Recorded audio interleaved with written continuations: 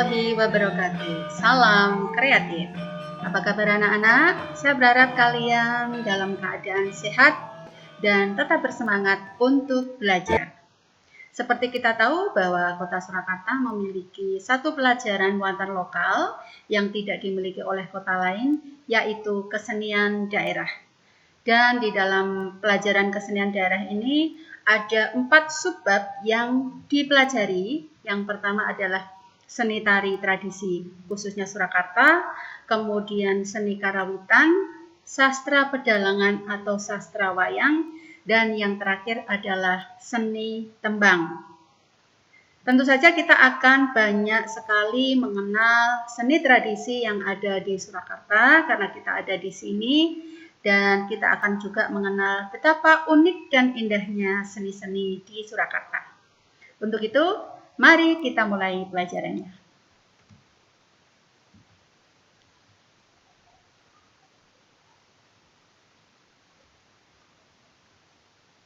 Kesenian daerah seni tari, pengetahuan seni tari. Itu adalah materinya untuk kelas 7 semester 1. Tujuan dari pembelajaran ini yang tercakup dalam indikator adalah kalian diharapkan nanti bisa menjelaskan pengertian seni tari, menjelaskan pengertian tari dasar atau rantoyo, macam-macam gerak rantoyo menurut karakter tarinya, pembagian karakter tari gaya Surakarta, dan menyebutkan macam-macam gerak kepala, tangan, jari, badan, dan kaki. Sekarang kita akan lihat pengertian seni tari. Kita lihat dulu dari kata seni. Seni adalah segala sesuatu yang mengandung unsur keindahan dan merupakan hasil karya manusia. Sedangkan tari sendiri adalah gerak anggota badan, tentu saja adalah anggota badan manusia yang berirama dan indah. Ada beberapa pendapat dari pakar-pakar tari. Jadi di dunia ini ada pakar-pakar tari. Orang-orang profesional yang bergelut di bidang tari mengemukakan pendapat mengenai pengertian seni tari. Kita lihat beberapa di antaranya ya. Yang pertama adalah Dr. Andes S.D. Humardani. Beliau mengatakan bahwa seni tari adalah ungkapan bentuk gerak-gerak ekspresif yang indah dan ritmis. Kemudian ada Profesor Dr. Sudarsono yang mengungkapkan bahwa seni tari adalah ekspresi jiwa manusia yang diungkapkan dalam gerak yang ritmis dan indah. Kemudian ada John Martin yang mengatakan bahwa seni tari adalah ekspresi jiwa manusia yang diungkapkan lewat bentuk-bentuk gerak yang ritmis dan indah. Kemudian ada Susan Langer yang mengatakan bahwa seni tari adalah gerak-gerak yang dibentuk secara ekspresif untuk dapat dinikmati dengan rasa. Sedangkan Kori Hartong mengemukakan bahwa tari adalah gerak-gerak yang diberi bentuk dan ritmis dari badan dalam ruang. Kalau kita lihat pendapat beberapa pakar tari ini, kesamaannya ada ya, ada kesamaannya, bahkan mungkin hampir sama semuanya. Yang pertama adalah tari itu ungkapan dalam bentuk gerak. Kemudian gerak itu adalah gerakan yang ekspresif. Ada unsur indah dan ritmis atau berirama. Jadi kalau kita rangkum atau kita lihat dari pendapat beberapa pakar tari, bisa kita katakan bahwa seni tari merupakan ekspresi jiwa manusia yang diungkapkan dengan bentuk-bentuk gerak yang ritmis dan indah. Dan gerak yang dipakai dalam tari adalah gerakan-gerakan yang telah diolah dari gerakan keadaan wantah atau gerak wantah atau gerak biasa atau gerak natural. Bisa kita katakan sebagai gerak sehari-hari, kemudian dirubah, dimodifikasi, divariasi, distilasi, kemudian dibelok-belokkan menjadi satu gerak yang indah. Dan tersusun dalam rangkaian gerak-gerak tersendiri itu menjadi satu gerakan yang utuh yang disebut sebagai gerak tari. Kita lihat, ini adalah beberapa contoh tari tradisi yang ada di Jawa, khususnya di Jawa Tengah. Nah, kita akan lihat bahwa istilah tari itu juga bisa disebut dengan beberapa macam istilah.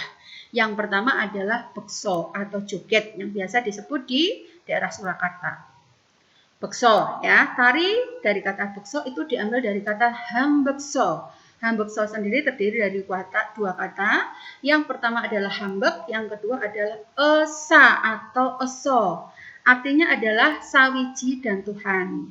Dalam artian, segala sesuatu yang akan dikerjakan hendaknya selalu mohon berkat dari Tuhan. Nah, istilah tersebut yang kemudian menjadi ciri khas dari tari tradisi Surakarta karena berpijak ya dari istilah tersebut.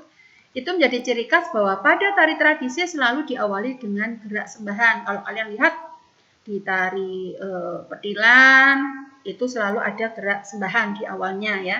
Artinya apa? Di dalam melakukan segala sesuatu harus selalu ingat kepada Tuhan. Ingat bahwa seni di Jawa itu penuh dengan ungkapan makna, penuh dengan filosofis yang terkait dengan kegiatan yang ada atau yang dilakukan oleh masyarakat Surakarta. Semuanya ada maksudnya. Karena apa? Seni di dalam budaya Jawa itu makna dengan simbol atau simbolisme ya. Lanjut. Istilah yang kedua dari tari adalah lenggot bowo. Apa itu? Dari dua kata, lenggot yang berarti gerak atau wirogo itu artinya adalah gerak badan, kemudian bowo itu artinya suara atau musik atau iringan. Nah, arti dari lenggot bowo ini adalah gerak wirogo yang diiringi dengan iringan atau tabuhan yang berirama. Selanjutnya adalah tari rantoyo. Apa itu? Di Surakarta yang unik adalah gerak-gerak yang ada dalam tari tradisi gaya Surakarta merupakan gerak-gerak yang sudah baku, yang sudah mapan, ya, yang polanya sudah tetap. Dan pola-pola gerak tersebut punya istilah sendiri-sendiri atau punya nama sendiri-sendiri, baik berupa gerakan penghubung maupun berupa sekaran. Nanti akan kita bahas lebih lanjut ya. Kita sekarang akan belajar dulu. Nah, pola-pola dari gerak-gerak yang sudah mapan, yang sudah baku tersebut, yang sudah ada namanya tersebut, tersusun dalam satu rangkaian tari yang mengajarkan mengenai gerak-gerak dasar tersebut. Tari tersebut dinamakan sebagai tari rantoyo. Rantoyo sendiri dari dua kata, ya ini ada istilah lain yang mengatakan bahwa ada pendapat yang mengatakan bahwa rantoyo itu ada dua kata, terdiri dari dua kata. Yang pertama adalah dari kata paran, artinya apa? Kemudian dari toyo, toyo sendiri berasal dari kata matoyo, yang berarti adalah tari. Sumber lain mengatakan bahwa rantoyo terdiri dari kata rante dan toyo. Rante ya, artinya adalah sebuah gerakan belajar berjalan atau di dalam istilah tari dinamakan lumaksono. Di dalam tari tradisi Jawa itu ada 3 unsur pokok pembelajaran.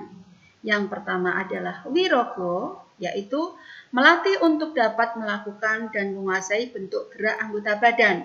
Jadi seorang penari harus bisa mengolah, memanage tubuhnya di dalam bergerak untuk mengeluarkan gerak-gerak yang sesuai dengan tuntunan. Ya, kemudian yang kedua adalah wiromo, yaitu melatih kepekaan dan penguasaan gerak dengan iringan. Bagaimana seorang penari bisa menguasai tempo dan juga menguasai gending-gending yang menjadi iringan dari tari yang dia bawakan.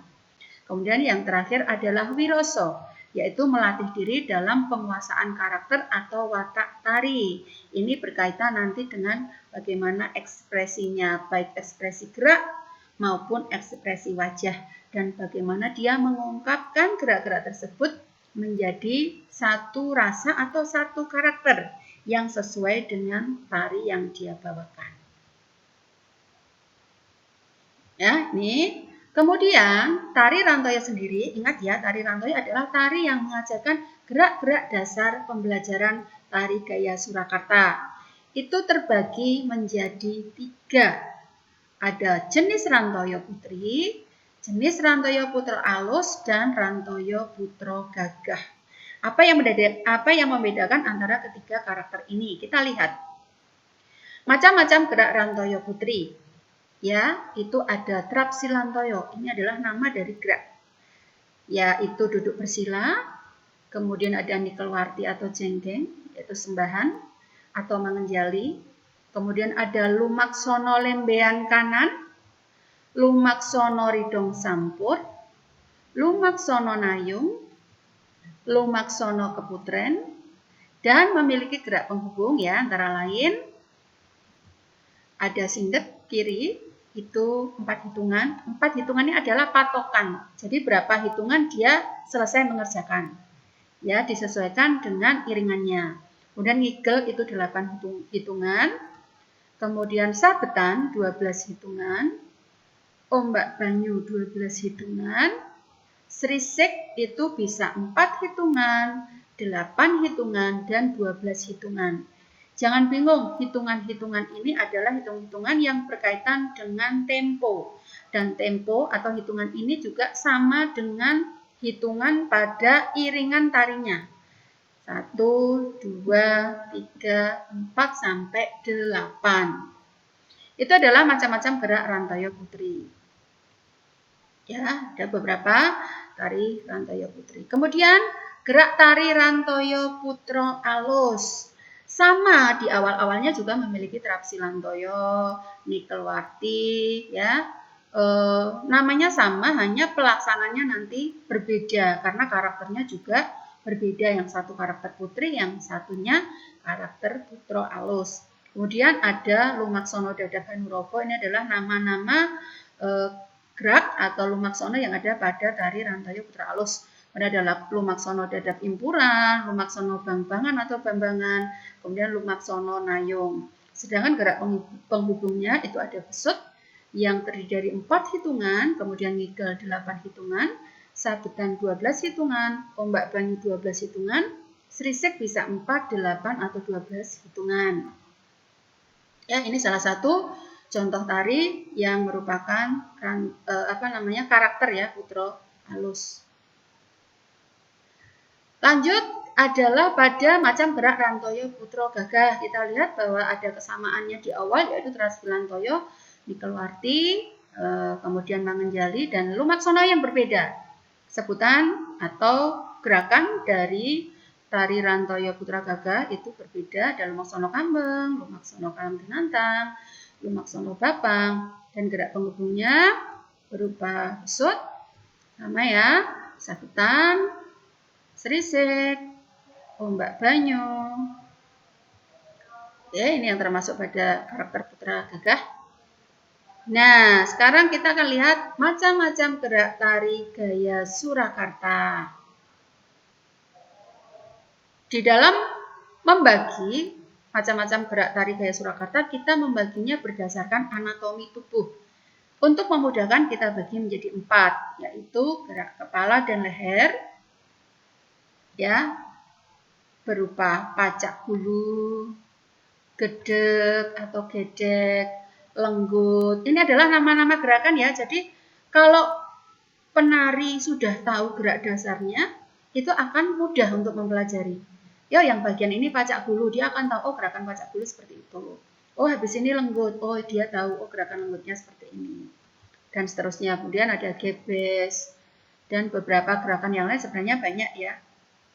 Ya, seperti banteng gambul, pacak bulu ulong langi, pacak bulu banyak sulup. Ini adalah istilah-istilah. Ya, istilah-istilah atau nama-nama gerakan yang ada pada gerak kepala dan leher. Ya, kemudian kita akan bagi lagi pada gerak tangan. Ada ukal karno, ada ukal manis, ada seblak sampur, ulap-ulap tawing, ukal pakis, dan sebagainya. Nah, kalau tadi Bu Gang bilang, apa sih yang membedakan antara karakter tari putri, karakter putra alus, dan karakter putra gagah? Itu adalah pada volume. Kemudian juga pada lintasan gerak. Salah satunya yang membedakan adalah pada ukuran pentangan atau bentangan tangan. Ini sebenarnya kaitannya dengan volume. Ya, untuk putri itu trap cetik. Jadi kalau putri membentangkan atau merentangkan tangan, untuk karakter putri itu ukurannya, tingginya itu adalah pada trap cetik. Cetik itu apa sih? Cetik itu adalah tulang panggul, ya. Di panggul bagian samping itu ada tulang yang menonjol. Nah, itu namanya cetik. Kalaupun tangan putri itu tingginya jitrap cetek seperti itu, tidak boleh lebih. Karena kalau lebih nanti sudah masuk pada karakter yang lain. Sedangkan kalau putra alus itu adalah trap dodo. Jadi dia tingginya pentangan tangan, ukurannya adalah pada sejajar dengan dada. Dan yang terakhir untuk putra gagah itu sejajar dengan pundak. Baik, di Surakarta sendiri yang menjadi ciri khas atau keunikannya adalah mempunyai atau memiliki bentuk-bentuk jari tangan yang khusus, yang khas, yang dimiliki oleh tari-tari tradisi Surakarta. Ya, ada 5 bentuk jari. Ada nyempurit, ada nyekideng atau ngideng, ada ngerayung, ada gapelan, kemudian ada nogo rangsang. Nanti pada saat video pembelajaran bagian praktek, kita akan mempraktekkan bersama-sama ya. Lanjut, macam-macam gerak tari gaya Surakarta pada bagian kaki. Tadi kita akan membagi berdasarkan anatomi tubuh. Nah, sekarang gerak kaki. Gerak kaki juga banyak sekali. Ada debek, ada kejuk, ada kengser, ada mendak, junjungan, tanjak, seretan, icat, dan seterusnya. Banyak sekali. Nah, ini adalah deskripsinya. Nanti kita lihat saja pada saat kita prakteknya. Secara teoritis ada. Nanti kalian akan saya beri link untuk bisa mendownload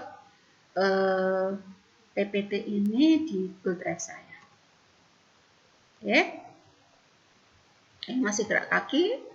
Nah, kemudian terakhir adalah gerak badan atau torso. Ada 2 gerakan, ada ogek lambung dan ada entrokan. Itu adalah nama-nama gerak atau macam-macam gerak yang ada pada tari tradisi gaya Surakarta. Dan dengan mengenal nama tersebut, berikut gerakannya seperti apa, maka akan memudahkan kita di dalam mempelajari tari tradisi Jawa. Selanjutnya adalah kita belajar tentang karakter tari gaya Surakarta. Kalau tadi adalah karakter tari Rantoyo, maka macam-macam tari yang muncul, baik tari klasik, tradisi klasik maupun tradisi yang muncul sekarang, yang masih memakai pakem atau masih memakai pola-pola gerak tradisi, itu terbagi menjadi 3 karakter. Sama dengan karakter tari Rantoyo. Yang pertama adalah karakter putri, kemudian karakter putra, yaitu putra alus, dan karakter putra gagah. Putri sendiri itu masih terbagi menjadi 2 sub karakter, yaitu putri halus atau disebut oji atau disebut luruh. Dan yang kedua adalah putri lanyap atau endel atau lincah. Sedangkan untuk putra alus itu juga ada 2, ada putra alus luruh dan ada putra alus lanyap. Sedangkan putra gagah ada putra gagah dugangan dan putra gagah agal. Ya, ini dari karakter gaya Surakarta. Nah, kita lihat pada karakter putri luruh atau alus atau oji. Contoh tarinya apa saja? Ada tari bedoyo. Ini adalah karakternya adalah karakter putri luruh. Kemudian ada tari serimpi. Kemudian tokohnya ada juga ada Klasworo. Sedangkan untuk penokohan di dalam wayang kulit, wayang orang yang masuk pada putri luruh adalah Dewi Woro Sembodro, Dewi Sinto, Dewi Drupadi, Dewi Kunti. Kemudian untuk putri lanyap atau endel, contoh tarinya adalah Dakutilo, ada Merak, ada Sri Kandi Mustokoweni, ada Gambyong, ada Kijang. Sedangkan contoh nama tokoh wayangnya ada tokoh Sri Kandi, Mustokoweni, Laras Ati, Trijoto, dan seterusnya. Itu untuk karakter putri. Ya, ada Banawati juga. Oke, ini contohnya ya, yang luruh ada tari serimpi. Jadi luruh itu halus karakternya, sedangkan yang lanyap itu lincah. Sekarang lihat pada putra alus.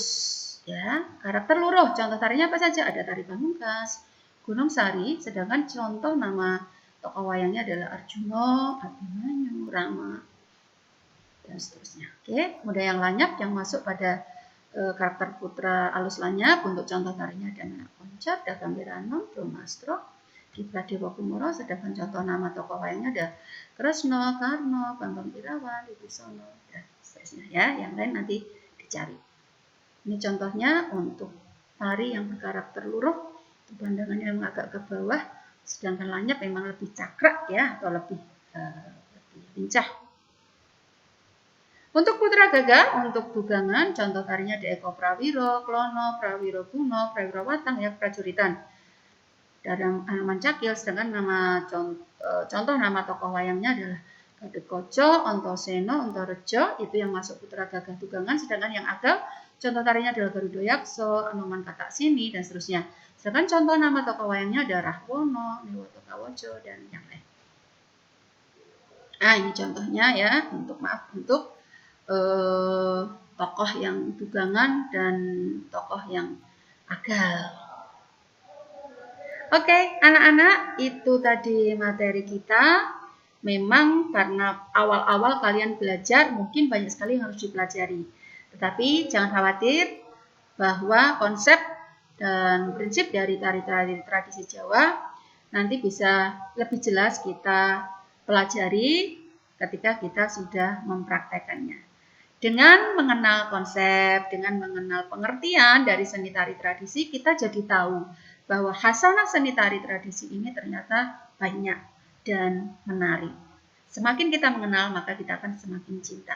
Dan ketika kita cinta, kita ingin mempelajarinya. Dan ketika kita sudah mempelajari, mungkin bisa melakukannya, maka otomatis itulah kita benar-benar memiliki seni tari tradisi kita. Jangan patah semangat ya untuk belajar. Kalau tidak kita, siapa lagi yang akan muri-muri budaya kita yang menjadi satu-satunya kekayaan yang mungkin tidak dimiliki oleh negara lain. Demikian pembelajaran hari ini, sampai ketemu pada video pembelajaran saya yang lain.